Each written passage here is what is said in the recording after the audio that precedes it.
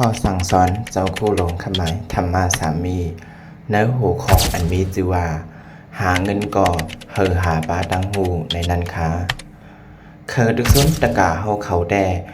อ่อนกันจูเงินไว้น้ำป้อมีเงินนำเย้าไหนสื่อคำไว้ก็ไหลครูว่าเฮาสอนปันเฮามือเล็กว่าอย่าไปกินปื้นกินแปดในเย้า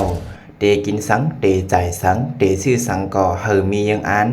จ่ายเป็นตาไปอยู่หลีเงินคำเฮาได้ไว้ตามมือฟุกมือฮื้อไว้ด่าแทง10 ปี20 ปีสายงายวันเมืองในเฮาฮู้ว่ามันเตเป็นจังหือมาแทงอันเฮาเฮ็ดการอยู่กูวันใน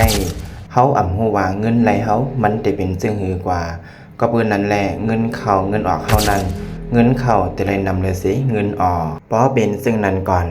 จังเตแม่นจอมขอสั่งสอนพระเป็นเจ้าอันว่าสามาสีวิตาเงินเข้าแลเงินออกในแต่ไรเพลงกันอันว่าในปองว่าเข้า50ออก50พอเข้า50%ออก50%ได้ปองว่ามันไปเพลงกันย้อนนั้นเงินเข้าแต่ไรนำหรือเสเงินออกก่อนจังก้อยว่าไรมันเพลงกันแทงลองหนึ่งอย่าหาเงินลองเหลียวก้อยอ่อนกันหาปลาดังหูหาเงินพองหาดังหูพองข้อสั่งสอนเจ้าคู่หลงเมื่อวันที่31วันเจริญ22ที่วัดเหมือได้เมืองเกาะจึงไทยถอนเอามาดี Facebook ธรรมะสอนเจอครัวปอแหลเจ้าคู่หลงสืบปืนแพ้อ่อนแรงโคลัมและสิบเอามาต่อใดใครนี้ขนส่งทุ่งแหดเหมือสุงค่า